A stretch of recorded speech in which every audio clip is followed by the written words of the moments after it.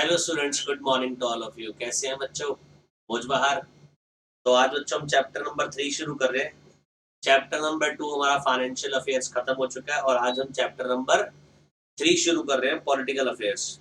जी हाँ, lesson 3, 4 lesson है हमारे। लेसन 1, लेसन 2 हम कंप्लीट कर चुके हैं और लेसन 3 हम पॉलिटिकल अफेयर्स के बारे में पढ़ रहे हैं।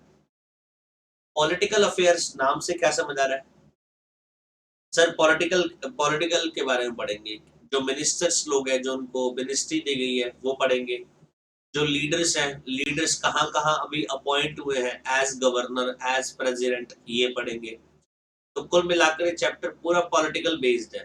तो जो बच्चे जिनका पॉलिटिकल में हाँ जी, राजनीति में इंटरेस्ट नहीं है, पॉलिटिकल में इंटरेस्ट नहीं है, इंटरेस्ट बनाना पड़ेगा बिकॉज हमारा चैप्टर है। हाँ जी, एक वक्त बाद राजनीति में, पॉलिटिक्स में सबका इंटरेस्ट बन जाता है, ऐसी बात नहीं है। एज स्टूडेंट लाइफ में मुश्किल लगता है यार, क्या बेकार की चीजें हैं पॉलिटिक्स। बट एक्चुअल में जब आप बड़े हो जाओगे थोड़े से, ठीक है जी, ये CA CET पास कर लोगे और आप एग्जी या प्रोफेशनल में आ जाओगे तो वहां पर अपने आप मेच्योरिटी लेवल आएगा और आपको भारतीय राजनीति, पॉलिटिक्स में इंटरेस्ट आना शुरू हो जाएगा और जानने की इच्छा बढ़ जाएगी। चलो जी, सबसे पहले करंट पॉलिटिकल सिनेरियो देख रहे हैं। करंट पॉलिटिकल सिनेरियो बताओ, किसकी सरकार है? मैं सेंट्रल गवर्नमेंट की बात कर रहा हूँ, स्टेट गवर्नमेंट की बात नहीं कर रहा। सेंट्रल गवर्नमेंट में बीजेपी की सरकार है। करंट सिनेरियो ये है और श्री नरेंद्र मोदी जी हमारे क्या है, प्राइम मिनिस्टर है। सेकंड टर्म के लिए अपॉइंट हुए। पहली बार मिस्टर मोदी अपॉइंट हुए थे 2014 से 2019 तक। फिर 2019 में फिर इलेक्शन हुआ, फिर जीते ये, अब 2024 तक आएंगे। तो सबसे पहले हम यूनियन काउंसिल ऑफ मिनिस्टर्स देखेंगे। क्या देखेंगे? Union councils of ministers as compiled on 4 February 2020। तो मुझे बताइए, जो हम डाटा पढ़ने वाले, कब तक का डाटा है? 4 फरवरी 2020 तक का डाटा पढ़ने वाले हम। 4 फरवरी 2020 तक का डाटा पढ़ने वाले हैं। सोर्स क्या है? www.india.gov.in, इस वेबसाइट से कंटेंट लिया गया। Spotlight and union council minister 2019, मतलब बता दिया ICSI ने कि इस वेबसाइट से क्या ली गई है इंफॉर्मेशन। वो तो हर जगह हम पढ़ते हैं, हर जगह वेबसाइट सोर्स पढ़ते ही है। चलो जी, सबसे पहले श्री नरेंद्र मोदी जो हमारे प्राइम मिनिस्टर है, ये क्या क्या संभालते हैं सेंट्रल गवर्नमेंट में? तो सबसे पहले प्राइम मिनिस्टर तो है ही, प्रधानमंत्री तो है ही। इसके अलावा prime minister also in charge of ministry of personal, public grievances and pensions. हाँ जी, जो पब्लिक ग्रीवियंसेस होते हैं उसकी मिनिस्ट्री भी किसके पास है?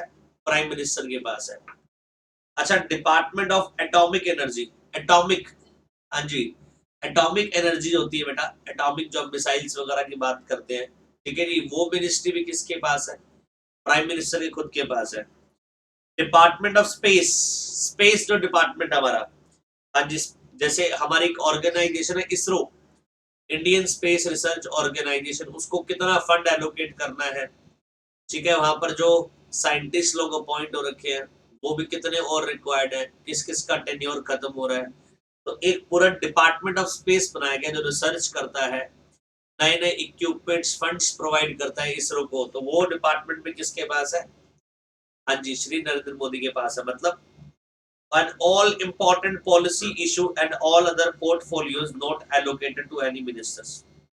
इसके अलावा वो सारे के सारे काम भी prime minister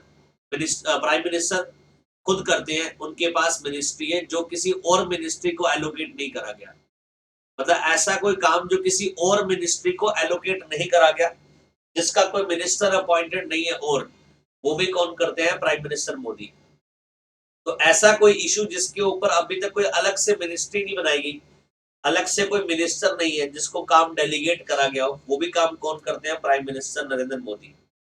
so prime minister Narendra Modi सिर्फ प्राइम मिनिस्टर नहीं है, ये साथ में और क्या क्या कर रहे हैं आपको पता लग गया।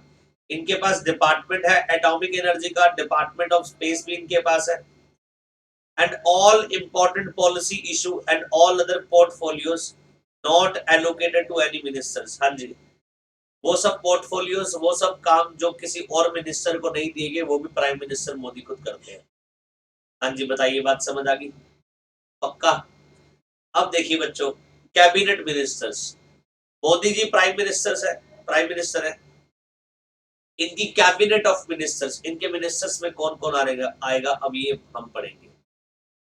अब एक एक करके बच्चों कैबिनेट मिनिस्टर्स के बारे में पढ़ते हैं। सबसे पहले श्री राजनाथ सिंह। राजनाथ सिंह जो गंजे से है, हमारे डिफेंस मिनिस्टर्स है, मिनिस्ट्री ऑफ डिफेंस इनके पास है।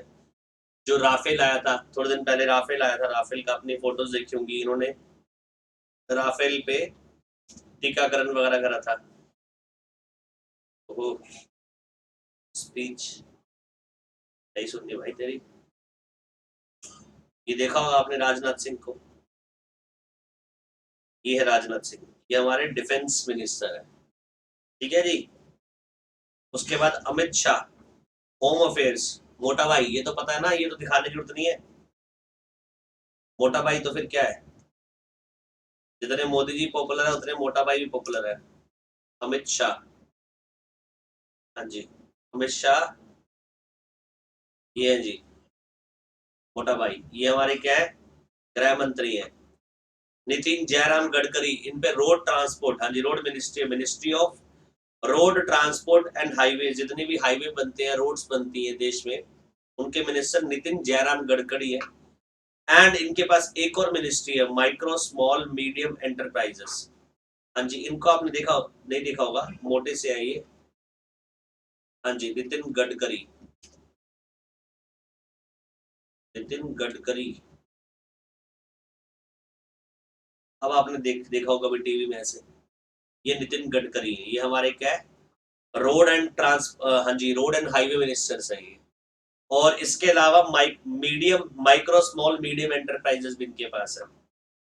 श्री डीवी सदानंद गौड़ा, इनके पास क्या है, ministry of chemical and fertiliser. Shrimati Nirmala Sitharaman, हाँ जी, सीतारमन के पास क्या, ministry of finance and ministry of corporate affairs, दो मिनिस्ट्री है, ministry of finance and ministry of corporate affairs.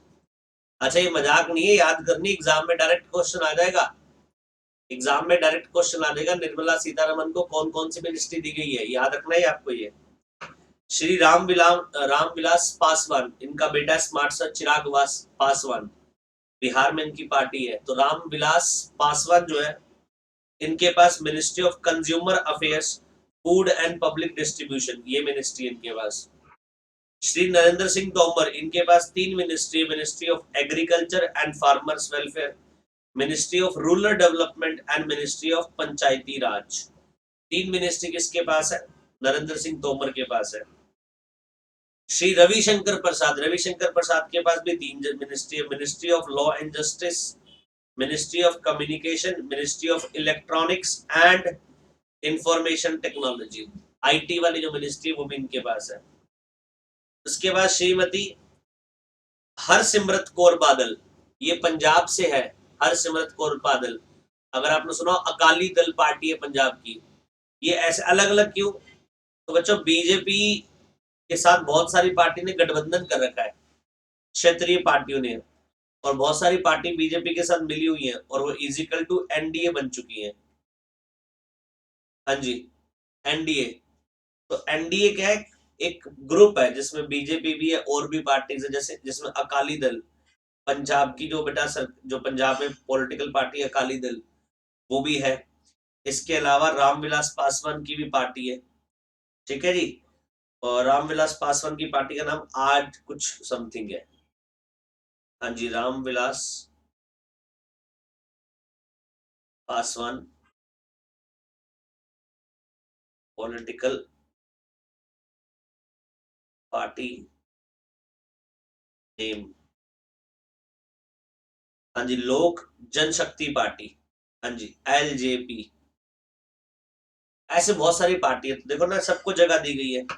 Ramvilas Paswan, इनके भी कुछ सांसद है जो सपोर्ट करते हैं बीजेपी को, क्योंकि हमारे यहाँ पर कितनी सीट है लोकसभा की, 545 सीट्स है हमारे यहाँ पर, लोकसभा की 545 सीट्स है, और बीजेपी ने अपनी बहुत सारी गठबंधन पार्टी के साथ मिलकर चुनाव लड़ा था, और 300 प्लस सीटें हैं, और 300 प्लस में कुछ सीटें अकाली दल के पास भी है, कुछ सीटें एलजीपी के पास भी, कुछ सीटें बीजेपी के पास भी है, और ये बहुमत का आंकड़ा इन्होंने पार कर रखा है, हाँ जी, 545 का मेजोरिटी चाहिए, पर इनके पास 300 प्लस है सबके पास मिलाकर, तो एनडीए की गवर्नमेंट चल रही है, तो सबको जगह देनी पड़ेगी ना, बिकॉज सबके साथ मिलकर सरकार बनी है।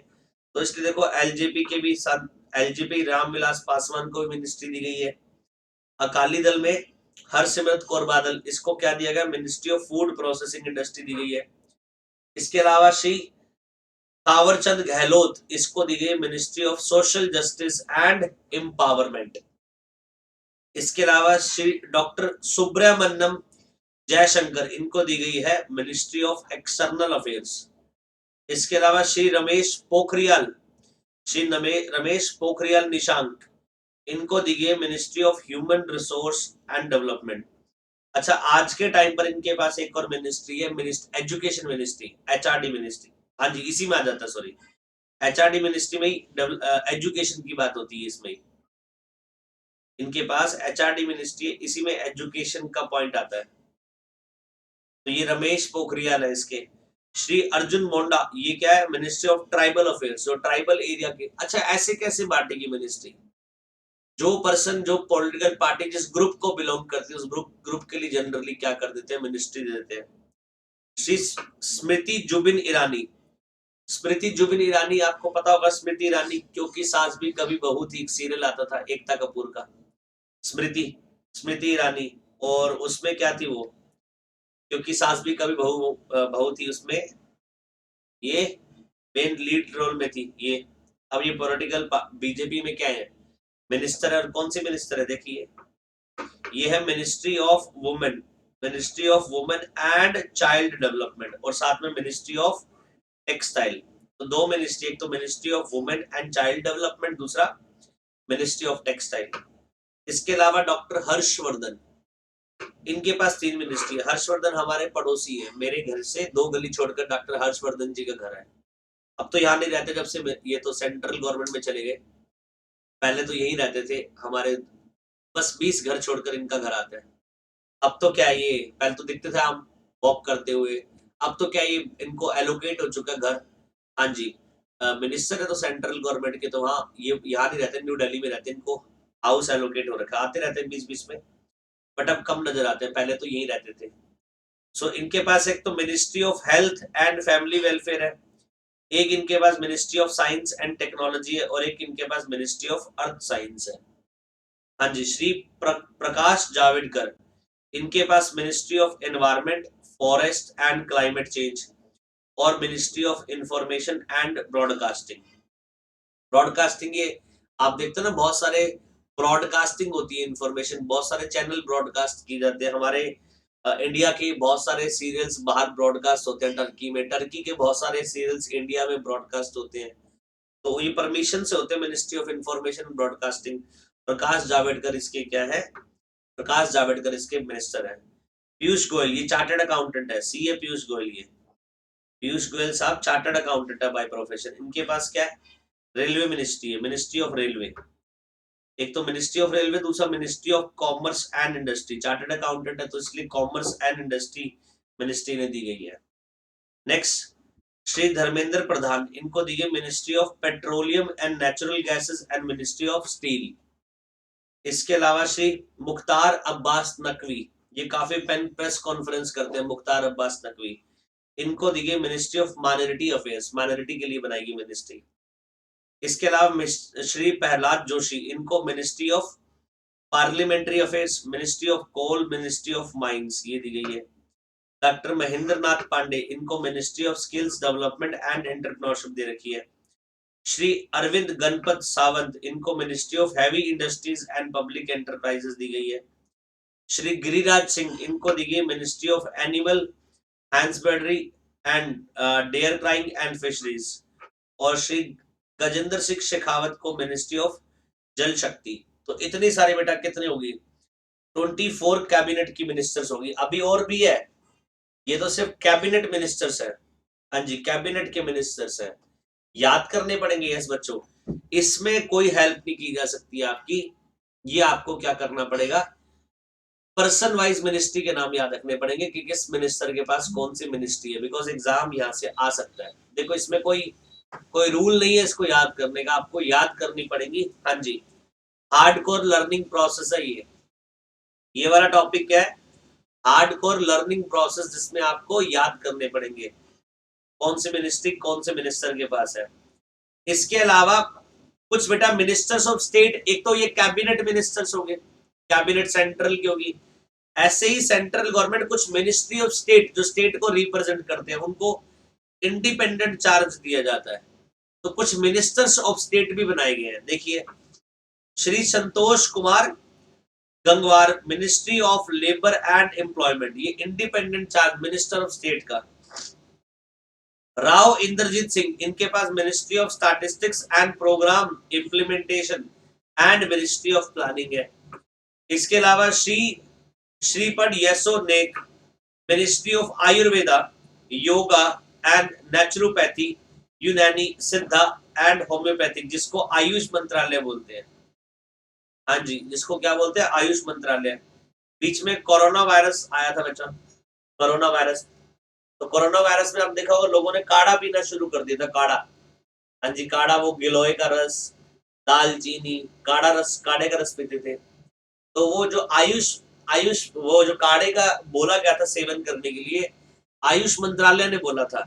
हाँ जी, इस मिनिस्ट्री ने बोला था कि काढ़ा का सेवन करने से इम्यूनिटी बूस्ट होती है और जो चांसेस है कोरोना वायरस अटैक के वो कम हो जाते हैं, इम्यूनिटी हमारी हार्ड हो जाती है।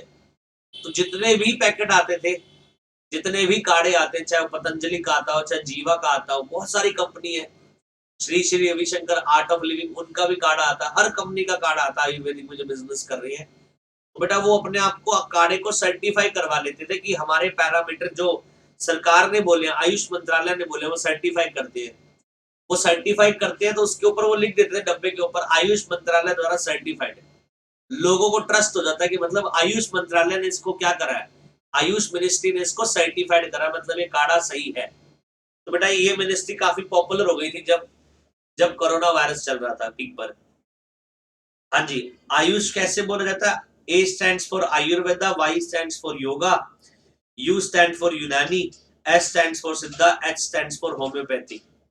तो बेटा होम्योपैथी हो चाहे आयुर्वेदिक हो, ये दोनों की मिनिस्ट्री। एलोपैथिक की बात नहीं हो रही, एलोपैथिक की बात नहीं हो रही, सिर्फ किसकी बात हो रही है, आयुर्वेदिक, नेचुरोपैथी और होम्योपैथी, इसकी बात हो रही है।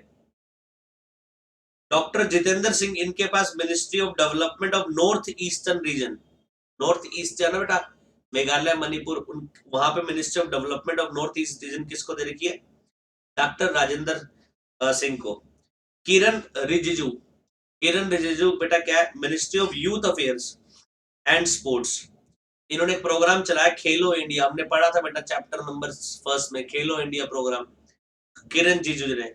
और किरण रिजिजू आपने देखा होगा ये ट्वीट बड़े करते हैं ये, अगर आप ट्विटर पे रहोगे ना बेटा तो आप बड़े ही सब लोगों को जान जाओगे। सारे भी जो मिनिस्टर्स होते हैं ट्विटर पे बड़े एक्टिव रहते हैं, ये आपने देखा होगा। किरण रिजिजू ये हमारे क्या है, sport minister and ministry of youth. हाँ जी, मिनिस्टर ऑफ स्टेट में इंडिपेंडेंट चार्ज है इनके पास। प्रहलाद सिंह पटेल, इनके पास मिनिस्ट्री ऑफ कल्चर है और मिनिस्ट्री ऑफ टूरिज्म है।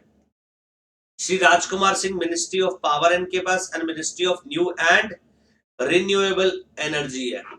और श्री हरदीप सिंह पुरी के पास ministry of housing and urban affairs and ministry of civil aviation है। और श्री मनसुख एल मांडविया, इसके पास मिनिस्ट्री ऑफ शिपिंग है। तो बेटा ये क्या हो गए, ये वो मिनिस्टर ऑफ स्टेट हो गए जिनको इंडिपेंडेंट चार्ज दिया गया। अब दोबारा से मिनिस्टर ऑफ स्टेट आ गए, हाँ जी, बट ये इंडिपेंडेंट चार्ज वाले नहीं है। हाँ जी, ये देख लीजिए कौन कौन है। Shripad Yesso Naik, ministry of defence. Doctor Jitendra Singh, दोबारा से बेटा ये पर्सन रिपीट हो रहे हैं। Prime minister office, ministry of personnel public grievances and pension, department of atomic energy and department of space. मतलब जो भी गवर्नमेंट का काम था, प्राइम मिनिस्टर का काम था, वो डॉक्टर जितेंद्र सिंह को दे रखा है मिनिस्ट्री ऑफ स्टेट में। किरण रिजिजू के पास मिनिस्ट्री ऑफ माइनॉरिटी अफेयर्स है। हाँ जी, सुश्री देवाश्री चौधरी, इनके पास क्या, ministry of women and child development. Shri Rajkumar Singh के पास ministry of skills development and entrepreneurship. Hardeep Singh Puri के पास ministry of commerce and industry. Mansukh Mandaviya के पास ministry of chemical and fertilizer. हाँ जी, इसके बाद Shri Fernandes ministry of steel है इनके पास। कुल मिला के बच्चों याद करने पड़ेंगे आपको सारी ये मिनिस्ट्री के। हाँ जी, इसमें मैं कुछ नहीं कर सकता, आपको क्या करना पड़ेगा बच्चों, याद ही करना पड़ेगा। ये मिनिस्टर ऑफ स्टेट है बच्चों, ये क्या है, मिनिस्टर ऑफ स्टेट है। तो पहले हमने कैबिनेट मिनिस्टर पढ़े, फिर हमने minister of state independent charge वाले पढ़े, अब मिनिस्टर ऑफ स्टेट। ये सारे के सारे मिनिस्टर आपको क्या करने पड़ेंगे, याद करने पड़ेंगे। सब कहां से मिल जाए, ये कहां से उठाया जा रहा डाटा, www.india.gov.in। आपको मैं दिखा देता हूँ, यहीं से आपको सारा डाटा मिल जाएगा, ये जहां से ICSI ने उठाया, www.india.gov.in/spotlight। चलो यहीं चल लेते हैं। हाँ जी, इसमें कहा जाना है स्पॉटलाइट/यूनियन काउंसिल मिनिस्टर। स्पॉटलाइट ये रहा, स्पॉटलाइट्स में यूनियन काउंसिल मिनिस्टर्स मिल जाएंगे, इसमें व्यू ऑल कर दीजिए।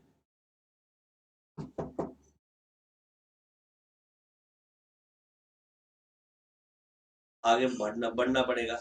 ये रहा यूनियन काउंसिल मिनिस्टर 2019, ये शपथ ली थी सबने मिलकर, ही देखो। Shri Rajnath Singh defence minister, Amit Shah ministry of home affairs, Nitin Gadkari ये मिनिस्ट्री, श्री डीवी सदानंद गौड़ा ये रहा, श्री निर्मला सीतारमन। देखो सीक्वेंस देखो ना, सीक्वेंस तक सेम है, डाटा उठाया ना यहाँ से, डाटा को बनाया थोड़ी है। श्री निर्मला सीतारमन के पास बाद कौन आया, रामविलास पासवान। फिर श्री नरेंद्र सिंह तोमर, श्री रविशंकर प्रसाद, देख रहे बेटा, स्मृति जुबिन ईरानी। तो ये कुल मिलाकर यहां तक क्या हो गया, कैबिनेट मिनिस्टर। फिर ministers of state independent charge, हाँ जी, ये फिर आगे मिनिस्टर्स ऑफ स्टेट आगे इंडिपेंडेंट चार्ज वाले। और ये है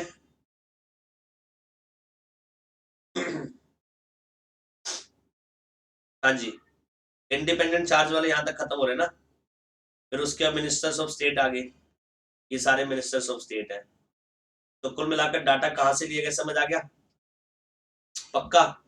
ये बेटा कंप्लीट डाटा, यहां से आप कुछ भी देख सकते हो इस वेबसाइट से, ट्रांसपेरेंसी के लिए वेबसाइट है। हाँ जी, कोलैबोरेटिंग टू ओवरकम कोविड-19, कैसे बेटा क्या क्या कोलैबोरेशन करें सरकार ने कोविड-19 को खत्म करने के लिए। फाइट अगेंस्ट कोविड-19 के लिए क्या हो रहा है, प्रधानमंत्री जन विकास कार्यक्रम में क्या हो रहा है, स्कीम ऑफ फंड, और combating corona virus, union budget जो 2020-21 का बजट है उसके बारे में। ठीक है जी, ये पूरी वेबसाइट सब सरकार के बारे में जान सकते हो। प्रधानमंत्री किसान संपदा योजना, निश्चिता, हाँ जी, वोटर इंफॉर्मेशन, जो वोटर इंफॉर्मेशन है बेटा मिल सकती है यहाँ से। कुल मिलाकर ही तो इंडिया की वेबसाइट है, हाँ जी, gov.india.gov.in। यहाँ पर आपको यहीं से क्या लिया गया, डाटा दिया गया सारा, जिस सीक्वेंस में डाटा दिया गया उसी सीक्वेंस में डाटा लिया गया है। हाँ जी, ये आपको याद करना पड़ेगा बच्चों, ये आपको याद करना पड़ेगा, इसमें कोई दो राय नहीं है। ये सारे के सारे आपको मिनिस्टर्स के नाम याद करने पड़ेंगे। अब आगे बढ़ते हैं बच्चों, देखिए ध्यान से सुनिए। अब कुछ गवर्नर्स पढ़ेंगे बेटा जो अपॉइंट हुए अलग अलग स्टेट में। आपको पता होगा हर एक स्टेट में गवर्नर होता है, गवर्नर मतलब राज्यपाल। हर स्टेट में चीफ मिनिस्टर तो होता ही है बच्चों, स्टेट गवर्नमेंट तो होती है, इसके अलावा एक गवर्नर की अपॉइंटमेंट होती है जिसे राज्यपाल बोलते हैं। अब वो गवर्नर हम पढ़ने वाले हैं, कौन कौन से अपॉइंटमेंट हुई है न्यू गवर्नर्स की। देखो, union government appointed 5 new governors, central government appoint करती है गवर्नर्स को प्रेसिडेंट के साथ मिलकर ऑन September 1, 2019। तो 1 सितंबर 2019 को 5 न्यू गवर्नर की अपॉइंटमेंट हुई है। देखो जी, हाँ जी, तमिलिसई साउंडराजन तेलंगाना का क्या बने हैं, ये न्यू गवर्नर अपॉइंट हुए हैं। कलराज मिश्रा राजस्थान के न्यू गवर्नर अपॉइंट हुए हैं। हाँ जी, बांदारू और धात्रेया ये हिमाचल प्रदेश के अपॉइंट हुए हैं। आरिफ मोहम्मद खान केरला के, और भगत सिंह कोश्यारी महाराष्ट्र के। ये 5 न्यू गवर्नर की अपॉइंटमेंट हुई है कब? 1 सितंबर 2019 को। हिमाचल प्रदेश जो गवर्नर है Kalraj Mishra was transfer to Rajasthan and former union ministers Bandaru Dattatreya was appointed in his place as the governor of Himachal Pradesh. मतलब ये कहना चाह रहा है वो कलराज मिश्रा जो थे, हाँ जी, ये पहले किसके गवर्नर थे? ये हिमाचल प्रदेश के गवर्नर थे कलराज मिश्रा। फिर इनको कहाँ भेज दिया? राजस्थान में भेज दिया। इनको राजस्थान का गवर्नर बना दिया गया और हिमाचल प्रदेश के लिए नया गवर्नर अपॉइंट कर दिया गया। And Kalraj Mishra will be replacing Kalyan Singh in Rajasthan. और कल्याण सिंह राजस्थान में क्या थे? गवर्नर थे। उसकी जगह पर कौन आ रहे हैं ये? हाँ जी, Kalraj Mishra. Former civil aviation minister Arif Mohammad Khan was appointed as a governor of Kerala. Civil aviation minister जो पहले हुआ करते थे मोहम्मद आरिफ खान, उनको गवर्नर बना देगा केरला का। हाँ जी, Khan replace former CJI P Sathasivam whose 5-year term has come to end। और बेटा ये मोहम्मद आरिफ खान किसकी जगह पर आ रहे हैं? जो पहले वाले गवर्नर थे जिनका 5 साल का टेन्योर खत्म हो चुका है। इसके अलावा senior BJP leader Bhagat Singh Koshyari was appointed as a new governor of the Maharashtra. एक बीजेपी लीडर है, इसको क्या बना दिया गया? Governor of Maharashtra. और Koshyari would be succeeding Vidyasagar Rao whose 5-year tenure comes to end recently। हाँ जी, और कोश्यारी किसको रिप्लेस कर रहे हैं? कोश्यारी विद्यासागर राव को रिप्लेस कर रहे हैं। विद्यासागर राव जो पहले क्या थे? महाराष्ट्र के गवर्नर थे जिनका टेन्योर खत्म हो गया, उसको रिप्लेस कर रहे हैं। तो कुल मिलाकर ये 5 न्यू गवर्नर की अपॉइंटमेंट कब हुई है? 1 सितंबर 2019। हाँ जी, अब आती है committees and appointments. Committees, constitution of committee to review the defence procurement procedure. हाँ जी, डिफेंस प्रोक्योरमेंट के जो डिफेंस प्रोक्योरमेंट प्रोसीजर है उसको रिव्यू करने के लिए कमेटी बनाई गई। एक committee report on CSR corporate social responsibility, जब आपको पढ़ा चुका हूँ। High powered committee two of chief minister constituted for transformation for India agriculture. हाँ जी, एक और कमेटी चीफ मिनिस्टर की अगुवाई में बनाई गई जो इंडिया को ट्रांसफर करने के लिए, ट्रांसफॉर्मेशन ऑफ इंडिया एग्रीकल्चर को ट्रांसफॉर्म करने के लिए। इसके अलावा constitution of 3-member committee to look into the asset and liabilities of J&K। एक 3 मेंबर की कमेटी और बनाएगी जो एसेट लायबिलिटी को चेक करेगी, रिव्यू करेगी J&K की। हाँ जी, अब एक एक करके बच्चों पढ़ रहे हैं कमेटीज के बारे में। सबसे पहले देखो, सबसे पहले कॉन्स्टिट्यूशन ऑफ कमेटीज। हाँ जी, constitution of committee to review the defence procurement procedure. हाँ जी, ये कमेटी क्यों बनाई गई? ये कमेटी बनाएगी to review defence procurement procedure. किस चीज को रिव्यू करने के लिए? डिफेंस प्रोक्योरमेंट प्रोसीजर को रिव्यू करने के लिए कमेटी बनाई गई। So defence ministry has approved setting up of a committee. जो डिफेंस मिनिस्ट्री है उन्होंने अप्रूव करी एक कमेटी जो रिव्यू करेगी डिफेंस प्रोक्योरमेंट प्रोसीजर को, जो रिव्यू करेगी डिफेंस प्रोक्योरमेंट प्रोसीजर को। और ये किसने बेटा, किसने अप्रूव करी है? मिनिस्ट्री, डिफेंस मिनिस्ट्री ने अप्रूव करी है। And committee has been formed under the chairmanship of director general. हाँ जी, इसमें चेयरमैनशिप कौन होल्ड करेगा?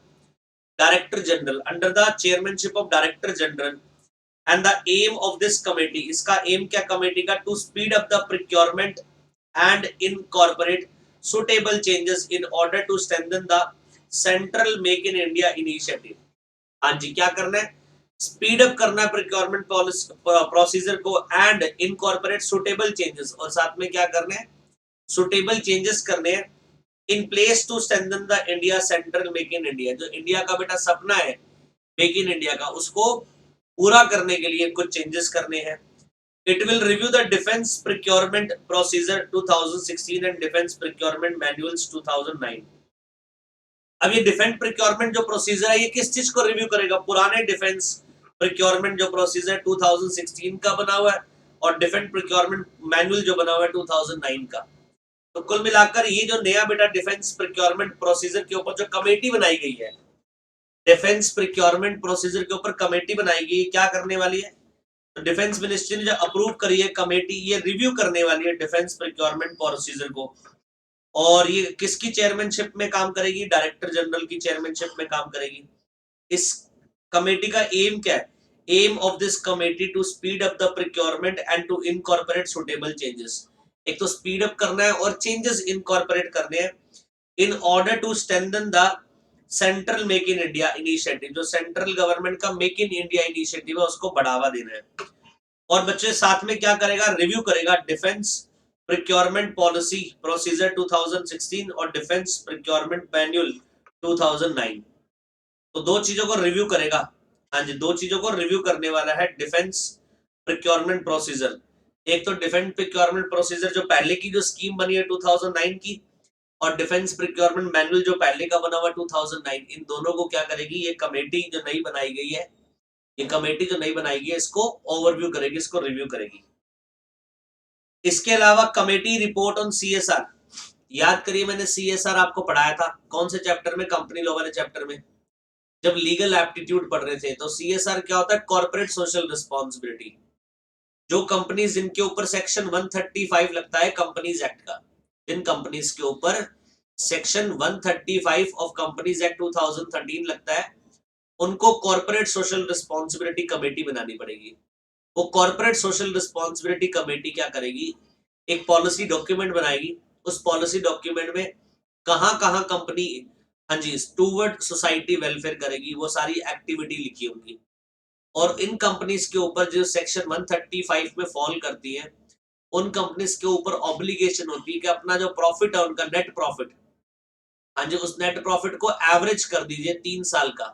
3 साल के नेट प्रॉफिट को एवरेज कर दीजिए। जो एवरेज प्रॉफिट आता है उसका 2% उन्हें क्या करना पड़ता है? कॉर्पोरेट सोशल रिस्पॉन्सिबिलिटी में इन्वेस्ट करना पड़ता है। तो यही बोला गया कमेटी चेयर्ड। हाँ जी, ये कमेटी बनाई गई, कमेटी रिपोर्ट ऑन सीएसआर। जो कमेटी थी कौन चेयर कर रहा था? ये मिस्टर इंजेती श्रीनिवास, सेक्रेटरी जो है मिनिस्ट्री ऑफ कॉर्पोरेट अफेयर्स के। Submitted its recommendation to the honourable union minister of finance and corporate affairs on corporate social responsibility. मतलब जो मिनिस्ट्री ऑफ कॉर्पोरेट अफेयर्स के सेक्रेटरी है, हाँ जी, मिनिस्ट्री ऑफ कॉर्पोरेट अफेयर्स के सेक्रेटरी है बेटो बच्चों, जो मिनिस्ट्री ऑफ कॉर्पोरेट अफेयर्स के सेक्रेटरी, इन्होंने रिपोर्ट दी है, रिपोर्ट ऑन सीएसआर। और किसको दी है? जो मिनिस्ट्री ऑफ कॉर्पोरेट अफेयर्स की हेड है कौन? निर्मला सीतारमन, जो जिनके पास क्या है मिनिस्ट्री ऑफ कॉर्पोरेट अफेयर्स जो है, इनको रिपोर्ट दी गई सीएसआर की। अब क्या रिपोर्ट में बोला गया और कुछ रिकमेंडेशन दी गई रिपोर्ट में। रिकमेंडेशन देखते हैं। The main recommendation include making CSR expenditure tax deductible and provision for carry forward of unspent balance for a period of 3 to 5 years, aligning Schedule 7 with the SDG by adopting a SDG plus framework, which would additionally include sports promotion, senior citizens welfare, welfare of differently abled person, disaster management, heritage protection, balancing local area preference with the national priorities, introducing impact assessment studies for CSR obligation of 5 crore or more, with registration of implementation agencies on MCA portal. The other recommendation include developing a CSR exchange portal to connect the contributors, beneficiary and agency, allowing the CSR in social benefit bond, promoting social impact companies and third party assessment of the major policy project. इसका ध्यान से मतलब सुनिए जो कहना चाह रही है। ये पहली बात तो रिपोर्ट किसने दी? मिस्टर इंजेती श्रीनिवास, जो सेक्रेटरी है मिनिस्ट्री ऑफ कॉर्पोरेट अफेयर्स ने, इन्होंने सबमिट करी अपनी रिकमेंडेशन रिपोर्ट। किसको? हाँ जी, जो ऑनरेबल यूनियन मिनिस्टर्स हैं, जिनके पास कॉर्पोरेट अफेयर्स भी, मिनिस्ट्री ऑफ फाइनेंस भी है, इनको रिपोर्ट सौंपी। किसके ऊपर? कॉर्पोरेट सोशल रिस्पॉन्सिबिलिटी की। तो जो मिनिस्ट्री ऑफ कॉर्पोरेट अफेयर्स के सेक्रेटरी है, उन्होंने अपनी रिपोर्ट दी है किसको? मिनिस्ट्री ऑफ कॉर्पोरेट अफेयर्स की हेड श्रीमती निर्मला सीतारमन। और रिपोर्ट में कुछ रिकमेंडेशन दी है। अब रिकमेंडेशन क्या है? ध्यान से सुनिए, ये वाली बात इंपॉर्टेंट मार्क कर लेना। रिकमेंडेशन, हाँ जी, रिकमेंडेशन क्या है? ध्यान से सुनिए। पहली चीज, main recommendation include making CSR expenditure tax deductible. Company जो भी खर्च करती है सीएसआर पॉलिसी में, कंपनी जो भी सोसाइटी वेलफेयर के लिए पैसा खर्च करती है कॉर्पोरेट सोशल रिस्पॉन्सिबिलिटी में, उसको क्या करा जाए, हाँ जी, to be considered as tax deductible, tax deductible होना चाहिए वो। Provision for carry forward of unspent balance for period of 3 to 5 year aligning schedule 7 with the SDG by adopting SDG framework plus। अब जो कॉर्पोरेट सोशल, पहली बात तो क्या है रिकमेंडेशन, कि जो भी खर्चे सीएसआर में करे जा रहे हैं कॉर्पोरेट सोशल रिस्पॉन्सिबिलिटी में, टैक्स डिडक्टेबल, उसको टैक्स में से कम करा जाए। मतलब लिवरेज दी गई, मतलब कंपनी जो भी खर्चे कर रही है, कंपनी जो भी सीएसआर में खर्च कर रही है, वो उसका एक्सपेंस माना जाएगा। एक्सपेंस माना जाएगा तो इनकम कम हो जाएगी, टैक्स कम लगेगा। दूसरी चीज, जो भी एक्टिविटी में खर्चा कंपनी करती है सीएसआर में, वो एक्टिविटी शेड्यूल 7 में लिखी हुई है कंपनीज एक्ट के। कंपनीज एक्ट के शेड्यूल 7 में क्या दी हुई है, लिस्ट ऑफ एक्टिविटी जहां पर खर्च करना है पैसा कॉर्पोरेट सोशल रिस्पॉन्सिबिलिटी में। उसमें कुछ चीजों को इंक्लूड कर लिया गया इस रिकमेंडेशन में। ये रिकमेंडेशन कहते हैं कुछ चीजें इंक्लूड करो, जैसे sport promotion, senior citizen welfare, अच्छा welfare of differently abled person, जो सुन नहीं सकता, देख नहीं सकता, अलग अलग तरह से डिफरेंटली एबल्ड पर्सन है। अच्छा डिजास्टर मैनेजमेंट, कभी बाढ़ आ गई, कभी फ्लड, कभी बाढ़ आ गई, कभी अर्थक्वेक आ गया।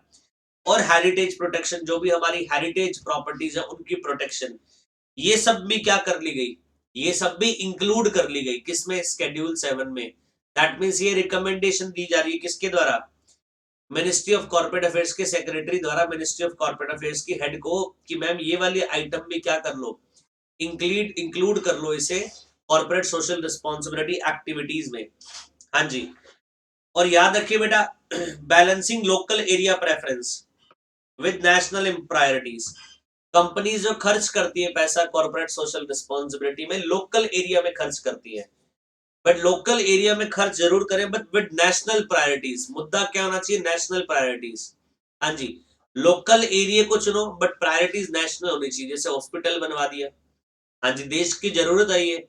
एजुकेशन इंस्टीट्यूशन ओपन कर दिया जो फ्री में एजुकेशन प्रोवाइड करेगा, देश की जरूरत है एजुकेशन, तो आप लोकल एरिया को प्रेफरेंस दो बट नेशनल प्रायोरिटी के साथ।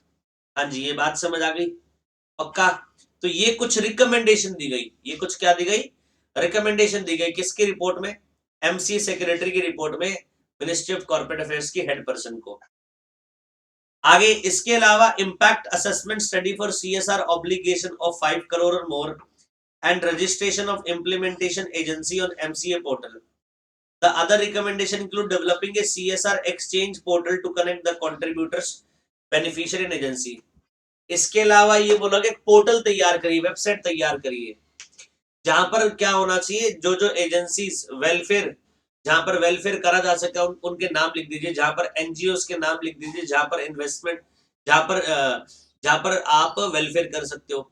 और जो जो कंपनी जिनके ऊपर सेक्शन 135 आता है वो कॉन्ट्रीब्यूटरीज की लिस्ट भी हो जाए यहाँ पर, और जिनको बेनिफिट मिलना चाहिए उनकी लिस्ट भी हो जाती है। पोर्टल तैयार कर दी, जैसे नौकरी.com का पोर्टल होता है, एम्प्लॉयर एम्प्लॉय दोनों अपने आप को रजिस्टर्ड करवाते हैं, ऐसी सीएसआर पोर्टल तैयार कर दिया जाए जिसमें जो इन्वेस्टमेंट करने वाली कंपनीज है और जहां इन्वेस्टमेंट वो कर सकती है, दोनों की लिस्ट क्या हो जाए, मेंटेन्ड हो जाए।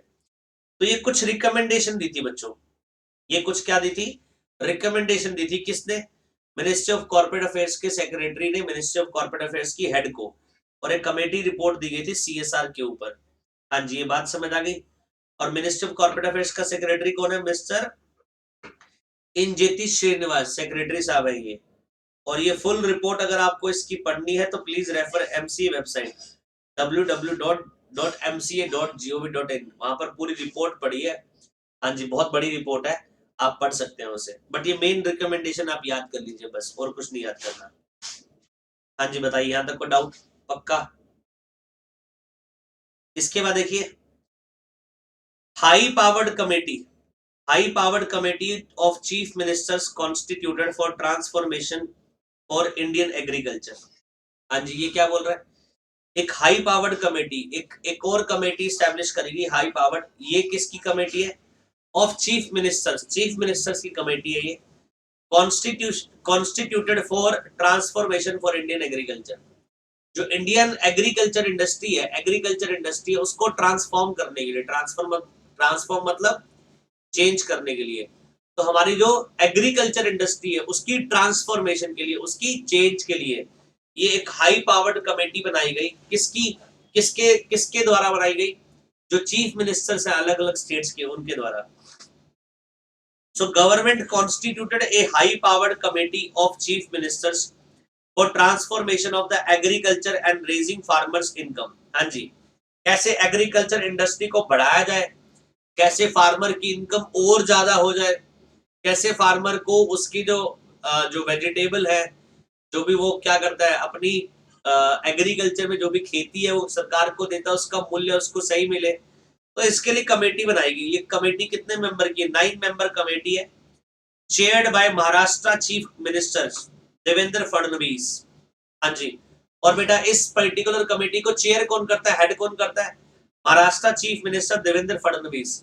अब तो बेटा चीफ मिनिस्टर रहे नहीं, अब तो चीफ मिनिस्टर चेंज हो गए, अब नए चीफ मिनिस्टर आ गए उद्धव ठाकरे, बाला साहब ठाकरे के बच्चे, बाला ठाकरे के सन जो है उद्धव ठाकरे, वो चीफ मिनिस्टर है। देवेंद्र फडणवीस तो इससे पहले चीफ मिनिस्टर हुआ करते थे महाराष्ट्र के, और तब बीजेपी की सरकार हुआ करती थी। अब किसकी सरकार है? अब एक 3 पार्टीज मिलकर, शिवसेना उद्धव ठाकरे की जो पार्टी है, एनसीपी शरद पवार की जो पार्टी है, और कांग्रेस, ये 3 पॉलिटिकल पार्टी मिलकर क्या कर रही है? महाराष्ट्र में सरकार चला रहे हैं। तो ये थोड़ा सा पुरानी बात हो गई है कि एक हाई पावर्ड कमेटी बनाएगी, chief ministers constituted for transformation of Indian agriculture. 9 member committee थी ये, जिसमें हेड कौन था? Maharashtra chief minister. Will suggest measure to boost the agriculture export. किस तरह से हमें एग्रीकल्चर एक्सपोर्ट को बूस्ट, बढ़ावा देना है। Raise growth in food processing. हाँ जी, कैसे फूड प्रोसेसिंग को क्या करना है, हमें ग्रोथ देनी है उसकी। Attract investment in modern market infrastructure, कैसे आज की मार्केट में इंफ्रास्ट्रक्चर में और इन्वेस्टमेंट लानी है। Value chain and logistic process को कैसे बढ़ाना है। And this committees will suggest modality of for adoption and time bound implementation of agriculture sector reforms and will submit its report within 2 months from the date of notification। और बेटा time bound committee time bound होगी, इतने time में उसको क्या करना है, अपनी रिपोर्ट सौंपनी है। हाँ जी, किस किस तरह से एग्रीकल्चर इंडस्ट्री को ट्रांसफॉर्म करा जाए, हाँ जी, ग्रोथ हो उस इंडस्ट्री की। क्योंकि हमारा देश बच्चों कौन सा है? हमारा देश आप सबको पता है कृषि प्रधान देश है आज भी। हाँ जी, हमारे बहुत सारे पॉपुलेशन क्या है, फार्मर्स है, जो किस पे, खेती पे डिपेंडेंट, एग्रीकल्चर पे डिपेंडेंट है। हम तो बड़े शहरों में रहते हैं, तो कोई पढ़ा रहा है, कोई प्रोफेशनल है, कोई वाइन का बिजनेस कर रहा है, कोई टेक्सटाइल का बिजनेस कर रहा है। बट अगर आज रूरल एरिया में चले जाओ तो वहां तो सारी की सारी पॉपुलेशन किस पे डिपेंडेंट है? एग्रीकल्चर पे डिपेंडेंट है। और आज भी हमारी अप्रोक्सीमेट 40 to 45% क्या है, पॉपुलेशन एग्रीकल्चर डिपेंडेंट है। और हमारा देश तो वैसे कृषि प्रधान देश कहा जाता है। तो किस तरह से बेटा बूस्ट करा जाए एग्रीकल्चर को, किस तरह से एग्रीकल्चर एक्टिविटी के एक्सपोर्ट बढ़ाया जाए, कैसे ग्रोथ हो। हाँ जी, इसके लिए 9 मेंबर की कमेटी बनाएगी, जिसको चेयर कौन कर रहा है? Maharashtra chief minister Devendra Fadnavis. और किस तरह से इंफ्रास्ट्रक्चर डेवलपमेंट हो, किस तरह से फूड प्रोसेसिंग ज्यादा ग्रोथ हो उसकी। हाँ जी, कैसे फूड प्रोसेसिंग ज्यादा हो, पानी प्रॉपर मिले। प्रॉब्लम क्या आती है किसानों को? पानी नहीं मिल पाता उनको प्रॉपर। हाँ जी, किसानों को प्रॉब्लम क्या आती है? प्रॉपर पानी नहीं मिल पाता।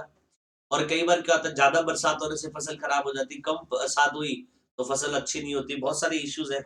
तो उसके लिए क्या बनाई गई? कमेटी बनाई गई थी। एक और बेटा 3 मेंबर कमेटीज है to look into the asset and liabilities of J and K. जो जे एंड के, जम्मू एंड कश्मीर, उसकी एसेट और लायबिलिटीज को लुक आफ्टर करने के लिए एक कमेटीज बनाई गई। A 3-member panel, 3-member committee बोल दीजिए, पैनल मतलब member, has been formed by the union government to oversee। ये यूनियन गवर्नमेंट, सेंट्रल गवर्नमेंट द्वारा एक पैनल बनाएगी, एक बेंच बनाएगी, जिसमें कितने मेंबर है? 3 मेंबर है। और ये फॉर्म्ड किसने की है? यूनियन गवर्नमेंट ने। टू ओवरसी, किस लिए? To oversee the implementation of bifurcation of Jammu and Kashmir into 2 union territories। And the 3 members advisory committee will be headed by former Defense Secretary Sanjay Mitra, and its members include retired IAS officer Arjun Goyal and retired Indian Civil Accounts officer Giriraj Prasad। Committee will have to oversee the distribution of assets and liability between the Union Territory of Jammu and Kashmir and Ladakh, and Union Territory status will come into effect from October 31st। ये कुछ समझ आया? याद करिए बच्चों, पीछे Jammu and Kashmir में BJP government ने, सेंट्रल गवर्नमेंट ने आर्टिकल 370 खत्म कर दिया। हाँ जी, हमारे संविधान से आर्टिकल 370 खत्म कर दिया। आर्टिकल 370 जम्मू एंड कश्मीर को अलग स्टेटस देता था, जिसमें जम्मू एंड कश्मीर की अलग सरकार, जो इंडियन जो कॉन्स्टिट्यूशन जो बोलता है कि हर स्टेट में 5 साल की सरकार होगी, जम्मू एंड कश्मीर में 6 साल की चलती थी। जम्मू कश्मीर का अलग से झंडा था, हाँ जी, अलग से फ्लैग था, वो इंडियन फ्लैग, ट्राई कलर को, तिरंगा को फॉलो नहीं करते थे, उनका अलग से फ्लैग था। तो बेटा एक देश दो अलग झंडे, दो अलग तरह से देश में है, वो जम्मू एंड कश्मीर देश का ही पार्ट है, बट वो ट्रीटमेंट अलग ऐसे दी जा रही है जैसे वो अलग कंट्री की तरह रोल प्ले करता है। जम्मू एंड कश्मीर की अलग सिटीजनशिप हो गई, वो सब खत्म कर दिया आर्टिकल 370। आर्टिकल 370 जो बनाया गया था, जब हाँ जम्मू कश्मीर का राजा जो हरि सिंह था, जब इंडिया इंडिपेंडेंस हुआ था ना, तो यहाँ पर बेटा किसका राज था? यहाँ पर जो क्राउन लोगों का राज था, जो राजा लोग थे उनका राज था। तो जम्मू कश्मीर में राजा था राजा हरि सिंह।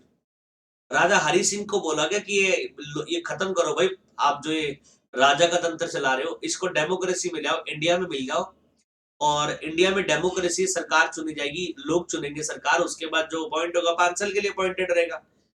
J&K का राजा हरि सिंह ने बोला कि हम, मैं आपको इंडिया में J&K का विलय कर दूंगा, मैं अपना शासन खत्म कर दूंगा, आपकी डेमोक्रेसी आ जाए, यहाँ पर सरकार चलाओ, कोई दिक्कत नहीं है, और जम्मू कश्मीर को अलग स्टेटस दो, लाइक कंट्री, जैसे कि अलग कंट्री की तरह रोल प्ले करे वो।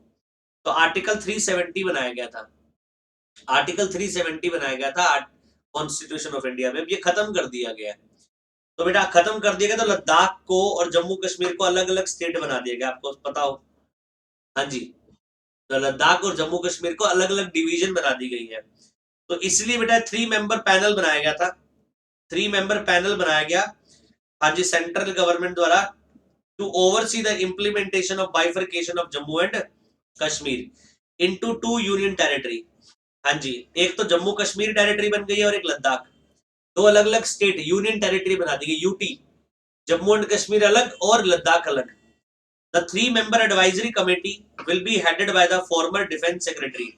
ये 3 मेंबर जो कमेटी है, इसमें कौन कौन होगा? जो फॉर्मर डिफेंस सेक्रेटरी हमारे थे इंडिया के, संजय मिश्रा, वो होंगे, और उसके साथ मेंबर होंगे रिटायर्ड IAS अफसर Arjun Goyal and retired Indian civil account officer Giriraj Prasad. ये 3 मेंबर की कमेटी क्या कर रही है? ओवरव्यू कर रही है कि जम्मू कश्मीर को कैसे बांटना है, हाँ जी, लद्दाख और जम्मू कश्मीर पर कैसे कैसे एसेट और लायबिलिटी उनको बाइफरकेट करनी है, क्योंकि पहले सब कुछ एक था। पहले क्या था? जम्मू कश्मीर, लद्दाख, लद्दाख उसी का पार्ट था। अब लद्दाख को यूनियन टेरिटरी बना दिया, अलग स्टेट का दर्जा दे दिएगा। यूनियन टेरिटरी मतलब जिसपे सेंटर का कंट्रोल भी होगा, स्टेट भी होगी वहां पर। तो बेटा उसके लिए बेटा कैसे, हाँ जी, कैसे एक तरह से उसमें एसेट और लाइबिलिटीज का बाइफरकेशन करा जाए दो अलग अलग स्टेट में, इसके लिए 3 मेंबर्स क्या बनाएगी? पैनल बनाएगी। और committee will have to oversee the distribution of asset and liability between the union territories. किस तरह से बेटा एसेट को बांटा जाए, किस तरह से लाइबिलिटीज को बांटा जाए जम्मू एंड कश्मीर एंड लद्दाख में। और ये यूनियन टेरिटरी का स्टेटस कब से आना है? 31 अक्टूबर 2019 से वो हो चुका है बेटा, कंप्लीट हो चुका है, स्टेटस मिल चुका है। लद्दाख और जम्मू एंड कश्मीर अलग अलग यूटी बन चुके हैं, जो पहले एक ही था, ठीक है जी। तो वो किस तरह से अब उसको एक को 2 पार्ट्स में तोड़ा जाए, और कैसे एक स्टेट की एसेट और लाइबिलिटी को दोनों में बाइफरकेट करा जाए, हाँ जी, इसके लिए 3 मेंबर की पैनल बनाई गई थी, 3 मेंबर की पैनल बनाई गई थी। ये इंपॉर्टेंट है बेटा कमेटी, 3 मेंबर पैनल, ये इंपॉर्टेंट है कमेटी, हाँ जी। तो कमेटी खत्म हो गई। सबसे पहले बेटा एक कमेटी बनाएगी डिफेंस प्रिक्योरमेंट प्रोसीजर के लिए, एक हाई पावर्ड कमेटी बनाएगी चीफ मिनिस्टर द्वारा, जिसको हेड करा headed by Devendra Fadnavis, Maharashtra CM। ये किस लिए कमेटी थी? Transformation of Indian agriculture. फिर 3 मेंबर की कमेटी हुई कि कैसे डिस्ट्रीब्यूशन करना है एसेट और लाइबिलिटी का ऑफ J&K, वो 3 मेंबर की कमेटी अलग बनाई गई, हाँ जी। अब देखिए बेटा 11th बीजेपी नेशनल प्रेसिडेंट, हाँ जी, mister Jagat Prakash Nadda, JP Nadda. JP Nadda हमारे देश के क्या है? प्रेसिडेंट है, वाइस प्रेसिडेंट है? ये हमारे देश के वाइस प्रेसिडेंट है, हाँ जी। एक तो हमारे देश में राष्ट्रपति, एक उपराष्ट्रपति है, वाइस प्रेसिडेंट। धोती पहन के बेटा, आपको मैंने पहले भी दिखाई थी इनकी फोटो, याद करो, JP नड्डा। ये क्या हमारे देश के, अच्छा ये तो प्रेसिडेंट, सॉरी जे मैं भी क्या बोल रहा हूँ, जेपी नड्डा तो बीजेपी के प्रेसिडेंट है, मैं आपको देश का प्रेसिडेंट बताने लग गया, उनका नाम तो अलग है। जेपी नड्डा ये जो क्या बने हैं, बीजेपी प्रेसिडेंट बने हैं, ये बताया जा रहा है। बीजेपी प्रेसिडेंट ये आपने देखा होगा। इससे पहले बीजेपी प्रेसिडेंट कौन थे, अमित शाह थे। इससे पहले बीजेपी प्रेसिडेंट, बेटा वो मैं आपको इंडिया के प्रेसिडेंट की बात बता रहा था, वाइस प्रेसिडेंट की, वो भूल जाइए, वो प्रेसिडेंट वो वाला नहीं है, बीजेपी प्रेसिडेंट पढ़ा रहे हैं ये। तो 11th बीजेपी प्रेसिडेंट ये हम पढ़ रहे हैं, जेपी नड्डा, जगत प्रकाश नड्डा। इससे पहले कौन थे, इससे पहले थे आपके अमित शाह, उससे पहले कौन थे, राजनाथ सिंह, उससे पहले नितिन गडकरी। हाँ जी। तो अगर आपको बेटा, अगर आपको देखना है सारे के सारे प्रेसिडेंट बीजेपी के, तो आप यहां से क्या कर सकते हैं, स्क्रॉल कर सकते हैं, all BJP presidents, BJP, all BJP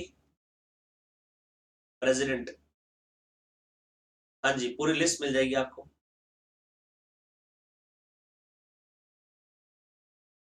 clarity नहीं है,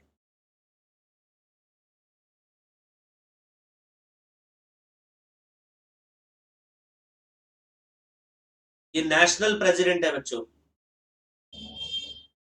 गुजरात के, तेलंगाना के, हमें सिर्फ क्या पढ़ना, all BJP president, national list,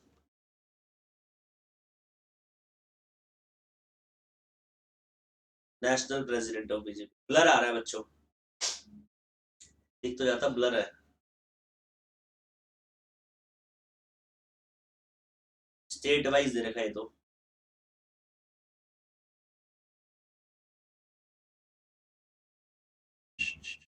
तीन तो मुझे, चार तो मुझे याद है, अभी बीजेपी, ये अभी जो करंट चल रहे हैं, जेपी नड्डा, इससे पहले थे अमित शाह, उससे पहले थे राजनाथ सिंह, उससे पहले थे नितिन गडकरी। तो अभी जो करंट बने हैं बेटा, वो जेपी नड्डा बने, become the 11th national president of Bharatiya Janata party on January 2020। हाँ जी। तो 11th national president Bharatiya Janata party के कौन है, 20 जनवरी 2020, और he was elected unopposed to the position. हाँ जी, और ये इलेक्ट हुए थे बेटा अनअपोज, बिना किसी ऑपोजिशन के। हाँ जी, बिना किसी अपोज के। हाँ जी। देखो ना, जिसका वक्त होता है बेटा, जिसकी सरकार है उसी का प्रेसिडेंट, कांग्रेस का प्रेसिडेंट थोड़ी होता है। अभी कांग्रेस की प्रेसिडेंट कौन है, सोनिया गांधी है बेटा, एंटरिम प्रेसिडेंट है वो, अभी परमानेंट नहीं है, उनका टेन्योर खत्म होगा, फिर परमानेंट प्रेसिडेंट बनाया जाएगा। राहुल गांधी पहले प्रेसिडेंट थे, तो उन्होंने चुनाव हारने के बाद रेजिग्नेशन दे दिया था। तो एंटरिम प्रेसिडेंट फिर कौन बन गई, सोनिया गांधी। अब उनको फाइनल परमानेंट प्रेसिडेंट दोबारा देखना है, तो शायद वो राहुल गांधी दोबारा ही बनेंगे, और किसी को क्या चेयर देंगे वो तो वो नहीं बताएंगे, बिकॉज उनका जमाना नहीं है, टाइम किसका है, बीजेपी का है, तो बीजेपी के बारे में बता रहे हैं। तो 11th बीजेपी प्रेसिडेंट कौन है, 11th BJP president JP Nadda है। मिस्टर नड्डा जो है has emerged as the only candidate for the top post following a nomination process at the party's headquarter in New Delhi। अकेला कैंडिडेट था, तो फाइट ही नहीं थी। फाइट कहां से होगी जब कैंडिडेट ही नहीं था, मतलब बीजेपी में जो कैंडिडेट रखा, कैंडिडेट जिसने नॉमिनेशन फाइल करा, वो जेपी नड्डा थे, क्योंकि सब में पहले से आपसी सहमति हो गई थी, इस बार जेपी नड्डा को बनाएंगे। He would be succeeding Amit Shah. देखो इन्होंने किसको रिप्लेस करा, Amit Shah, who had held the party for 5.5 year. इन्होंने क्या करा, 5.5 साल तक पार्टी को चलाया था। और अमित शाह क्यों हट गए थे, अमित शाह इसलिए हट गए बिकॉज अमित शाह गृह मंत्री बन गए, देश की होम मिनिस्ट्री मिल गई ना उन्हें। तो इससे पहले वो क्या थे, इससे पहले वो बीजेपी प्रेसिडेंट थे, और जैसी क्या हुआ, सरकार जीती 2019 में, चुनाव जीते, तो उनको होम मिनिस्टर बना दिया गया, और जो पार्टी का कमान थी, पार्टी की कमान मिस्टर नड्डा को दे दी गई, और इन्होंने अमित शाह को सक्सीड करा था, जिन्होंने पार्टी को 5.5 साल तक चलाया था। Nadda has been appointed as a BJP working president in June 2019 after Amit Shah was स्worn into the union cabinet as minister of home affairs. कब बनाया गया नड्डा को, नड्डा को वर्किंग प्रेसिडेंट, पहले परमानेंट नहीं था, वर्किंग प्रेसिडेंट, कुछ समय के लिए वर्किंग प्रेसिडेंट बनाया गया जून 2019 में, और फाइनली 20 जनवरी 2020 को परमानेंट इन्हें क्या बना दिया गया, 5 साल के लिए बीजेपी प्रेसिडेंट बना दिया गया। Under Amit Shah resigned as a president, the party had swept the 2019 Lok Sabha election with a massive majority. 2019 में जो बीजेपी थी, मैसिव मेजॉरिटी के साथ जीती थी, 300 प्लस सीट्स जीत कर आई थी। तो बेटा बस इस पैराग्राफ में याद रखिएगा कि 11th BJP national president, word याद रखिए नेशनल प्रेसिडेंट, हर स्टेट के प्रेसिडेंट भी होते हैं। राजस्थान का बीजेपी का प्रेसिडेंट अलग है, उत्तर प्रदेश का बीजेपी का प्रेसिडेंट अलग है, पार्टी प्रदेश सचिव जो होते हैं वो अलग होते हैं, प्रदेश अध्यक्ष अलग होते हैं, एक प्रदेश के एक राज्य के अध्यक्ष अलग होते हैं। ये हम नेशनल अध्यक्ष पढ़ रहे हैं, नेशनल प्रेसिडेंट, पूरी नेशनल बेटा जो देश की राजनीति है उसके बीजेपी के अध्यक्ष कौन है, तो जेपी नड्डा। और इन्होंने किसको बेटा किसको रिप्लेस करा, अमित शाह को, जिन्होंने होम मिनिस्ट्री की शपथ ली थी। आगे देखिए बेटा, माइकल देव ब्रात्रा पाता becomes deputy governor of RBI. अब ध्यान से सुनिए, गवर्नर कौन है आरबीआई का, शक्ति कांता दास हमारे क्या गवर्नर है आरबीआई के। इसके अलावा आज डेप्यूटी गवर्नर और बनाया गया माइकल देवा ब्राता Patra becomes the deputy governor of RBI. The government has appointed the Michael Deva Patra as the deputy governor of RBI. An appointments committee of the cabinet has approved its name for 3-year tenure. जो appointment committee है central government में, क्योंकि RBI governor की appointment, deputy governor की appointment government ही करती है।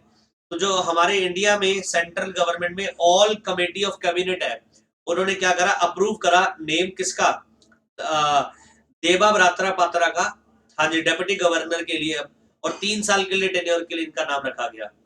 और इन्होंने किसको रिप्लेस करा, Viral Acharya who resigned from the post in July 2019। हाँ जी, इन्होंने क्या करा है, वायरल आचार्य को इन्होंने क्या करा है, इन्होंने रिप्लेस करा है। Earlier Michael Deva Patra was working as an executive director at the RBI. पहले कैसे काम करते थे, आरबीआई में एज एग्जीक्यूटिव डायरेक्टर थे, अब आरबीआई के क्या बन गए, डेप्यूटी गवर्नर बन गए। He was overseeing the 4 departments. ये पहले departments of statistics and information management, monetary policy, department of economic and policy research, ये पहले क्या कर रहे थे, देख रहे थे। अब इनको बना दिया क्या है, डेप्यूटी गवर्नर ऑफ आरबीआई बना दिया गया है। तो बस आपको ये नाम याद रखना, और कुछ याद नहीं रखना, for the purpose of examination. For the purpose of examination बस आप नाम याद रख लीजिए कि डेप्यूटी गवर्नर ऑफ आरबीआई किसे बनाया गया। तो ये बच्चों कुल मिलाकर डेप्यूटी, बस आप गवर्नर ऑफ आरबीआई का नाम याद रखिएगा, और कुछ मत याद रखना। इतनी बात समझ आ गई। और एक लास्ट बेटा, इंडियन एडवोकेट, हाँ जी, Harish Salve appointed as a queen counsels. ये देख लीजिए, senior Indian advocate Harish Salve जो है उनको अपॉइंट करा गया as queen counsels for the courts of England and Wales. हाँ जी, इनको क्वीन काउंसिल अपॉइंट करा गया, कहां पर, जो इंग्लैंड एंड वेल्स का कोर्ट है वहां पर। The title of the queen council is conferred upon those who demonstrated particular skills and expertise in the legal field. ये बेटा, ये जो टाइटल है क्वीन काउंसिल, उसी को दिया जाता है जो एक्सपर्ट है अपनी लीगल फील्ड में। आपने कुलभूषण यादव का केस सुना होगा, कुलभूषण यादव जो पाकिस्तान की जेल में है, इंडिया के सिटीजन, उसको छुड़ाने के लिए बेटा जो इंटरनेशनल कोर्ट ऑफ जस्टिस है वहां पर केस चल रहा है सीजीआई में। तो international court of justice ICJ में कोर्ट बेटा केस चल रहा है, वो हरीश साल्वे जी देख रहे हैं। ठीक है जी। तो ये बहुत इंडिया के लिए काम करते हैं अच्छे, जहां जहां बेटा इंडिया को रिप्रेजेंट करने की बात आती है, हाँ जी, बाहर की इंटरनेशनल कोर्ट्स में, तो कुल ये हरीश साल्वे जी अपॉइंट होते हैं। तो हरीश साल्वे जो है देश के लिए काम कर रहे हैं, रिप्रेजेंट कर रहे हैं इंडिया को। इनको क्वीन काउंसिल का इनको सम्मान दिया गया। ये उन्हीं को दिया जाता है जो स्किल और एक्सपर्टाइज है लीगल फील्ड में। और हरीश साल्वे जो है वो अपॉइंटेड हुए थे, अनाउंस व्हेन द यूके, हाँ जी, Harish Salve appointment was announced when the UK ministry of justice release the new list of silk appointments on January 13, 2020. Renowned lawyer will be formally appointed as the position on March 2020. मार्च 16 2020 को इनको appoint करा जाएगा position पर, queen council position पर। हाँ जी, किस court के लिए, court of England and Wales. एक बेंच के जज बनाए गए बेटा इंग्लैंड की, हाँ जी, court of England and Wales की एक बेंच की क्वीन काउंसिल इनको दी गई है। हाँ जी, और बहुत बड़ी बात है कि इंडियन एडवोकेट जो क्या कर रहा है, जो इंग्लैंड एंड वेल्स की कोर्ट में जाकर क्वीन काउंसिल का क्या कर रहे हैं, खिताब ले रहे हैं। 16 मार्च 2020 को इनकी अपॉइंटमेंट हो गई है, और 13 जनवरी 2020 को यूके गवर्नमेंट ने अनाउंस कर दिया था लिस्ट में इनका नाम। तो अचीवमेंट है बेटा। हाँ जी, तो जो इंडियन एडवोकेट हरीश साल्वे इनको अपॉइंट कर देगा queen counsel for the courts of England and Wales. और ये टाइटल क्वीन काउंसिल जो दिया गया इसलिए देगा बिकॉज ये अपनी स्किल्स में क्या एक्सपर्ट है। और ये अनाउंसमेंट जो हुई थी वो 13 जनवरी 2020 को ही थी। और इनको जो पोजीशन फाइनली अपॉइंटमेंट के लिए दी गई वो 16 मार्च 2020 को दी गई। हाँ जी, अगर आप गूगल पे बस इतना ही डाल देंगे क्वीन काउंसिल हरीश साल्वे तो पूरी बेटा हिस्ट्री निकल कर आ जाएगी। हरीश साल्वे क्वीन काउंसिल, देखिए बेटा ये हरीश साल्वे ये बेटा एडवोकेट है इंडिया के, इनको क्या दिया गया हरीश साल्वे को क्वीन काउंसिल का।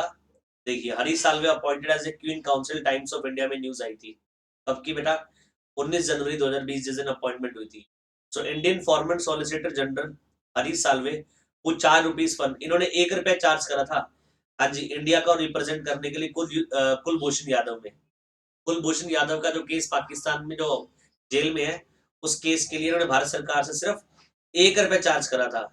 हाँ जी, भाई क्या हो रहा है, ऐड आ गई। हाँ जी, ₹1 चार्ज करा था ₹1 फॉर रिप्रेजेंटिंग जज India for representing India in Kulbhushan Yadav case and he has been appointed as a queen counsel for the court of England and Wales.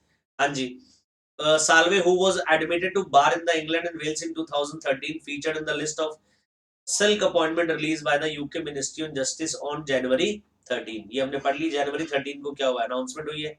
63 old है बेटा, ये नागपुर में बोर्न हुए, स्टडी नागपुर यूनिवर्सिटी में की है और formally take silk on the March 16 at ceremony at Westminster Hall, after which he will be take oath in UK High Court। UK high court में अपॉइंटमेंट ले रहे हैं एज क्वीन काउंसिल। जैसे India में यहाँ पर क्या होता है चीफ जस्टिस होता है, चीफ जस्टिस वहां पर क्वीन काउंसिल है। So Salve was designated as senior advocate by Delhi High Court in 1992। He joined Blackstone Chambers in 2013 and now lives in London। हाँ जी, तो ये लंदन में ही रहते हैं। हाँ जी, और इंडियन हाई कोर्ट में क्या है ये सीनियर हाई कोर्ट में बार काउंसिल में रजिस्टर्ड भी है और इंडिया जब जब जरूरत पड़ती है हरीश साल्वे की तब तब इंडिया को रिप्रेजेंट करते हैं बाहर इंटरनेशनल कोर्ट ऑफ जस्टिस में। और कुलभूषण यादव जी के केस में भी इन्होंने अपॉइंट करा। हाँ जी, ये बहुत बड़ी अचीवमेंट है हमारे इंडिया के लिए कि हमारा एक जो सीनियर एडवोकेट है ऑल तो रहा ये काफी टाइम से लंदन में ही रहे ये, तो इंडियन एडवोकेट जो है उनको क्वीन काउंसिल के तौर पर अपॉइंट करा गया। जैसे लाइक इंडिया में चीफ जस्टिस होता है, हाँ जी, chief justice of high court, chief justice of supreme court, वैसे इनको क्वीन काउंसिल अपॉइंट करा गया। तो आज के लिए बच्चों इतना ही। अब नेक्स्ट क्लास में हम और आगे अपॉइंटमेंट्स पढ़ेंगे कि सुप्रीम कोर्ट की जजेस की अपॉइंटमेंट हुई है, प्रिंसिपल सेक्रेटरी जो प्राइम मिनिस्टर के यहाँ अपॉइंट हुआ है, कैबिनेट मिनिस्ट्रीज राजीव गाबा जो अपॉइंट हुआ है, ये आगे कुछ अपॉइंटमेंट्स के बारे में नेक्स्ट क्लास में पढ़ेंगे। आज हमने एक तो पहले जो मिनिस्ट्रीज किस किस को दी गई हमने सारी पढ़ी। Cabinet ministry, state ministry of state, independent charge minister of state. उसके बाद हमने बच्चों कुछ क्या पढ़े, हाँ जी कमेटीज पढ़ी। हाँ जी, कुछ कमेटीज के बारे में हमने पढ़ा, कौन कौन सी कमेटीज अपॉइंट हो रखी है ये हमने कंप्लीट कर दी। कुछ अपॉइंटमेंट्स हम नेक्स्ट क्लास में आगे कंटिन्यू करेंगे इस चैप्टर में। आज के लिए बच्चों इतना ही। आई होप ये बेटा जितना भी आज आपने पढ़ा ही आपको हार्डकोर लर्निंग प्रोसेस आपको याद करने पड़ेंगे, सारी चीजें नेम वाइज डेट वाइज आपको याद करना पड़ेगा। थैंक यू सो मच बच्चों, नेक्स्ट क्लास में मिलेंगे। Till then good bye to all of you.